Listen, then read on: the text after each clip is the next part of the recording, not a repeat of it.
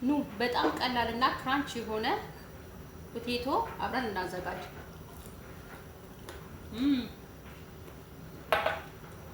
ማይነዝ እና ካቻፕ እንደዚህ መብላት እንችላለን።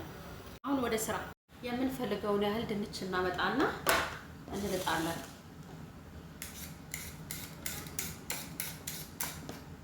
መቼም ድንች አላላጥ አላሳያችሁም ማለት ልጬ እንገናኝ። እንደዚህ ልጬ አጥቤዋለሁ። አሁን ይሄንን በምንፈልገው መልኩ ቆረጥ እናደርገዋለን። እንደዚህ ስኩፕ እንዲሆንልን እንደዚህ ቆረጥ እናደርገዋለን።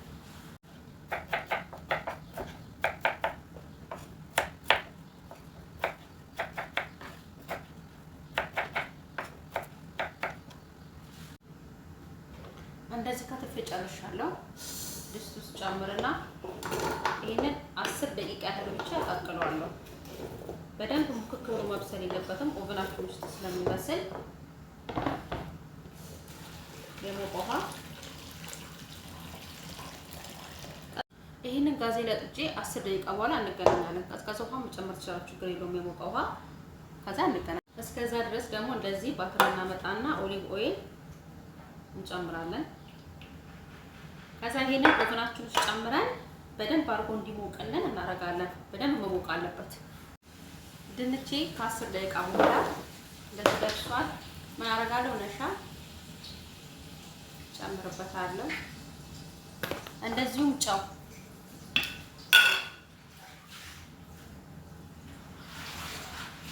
ከዛ ይሄን ኦቨናችን ውስጥ የጨመርነውን ዘይት ከዛ ይሄን እንጨምረዋለን።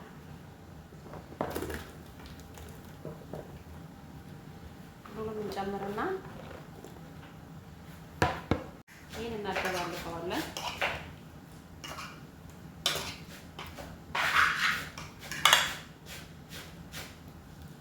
ከዛ መልሰን ኦቨናችን ውስጥ እንከተዋለን። ብራውን ሆኖ እስኪበስል ድረስ አያችሁትማ እንዴት ክራንቺ እና ብራውን እንደሆነ። በምንፈልገው እንጨምራለን።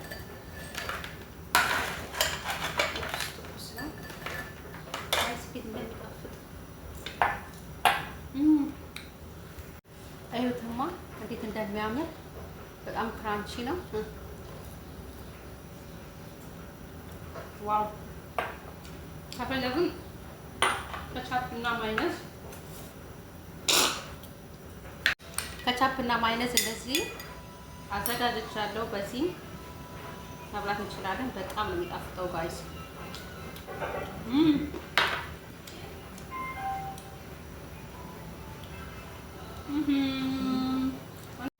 የዛሬውን ድንች እንዴት አያችሁት? ውዶቼ ከወደዳችሁት ኮሜንት ላይ ጻፉልኝ። በሌላ ቪዲዮ እስክንገናኝ ባይ ባይ።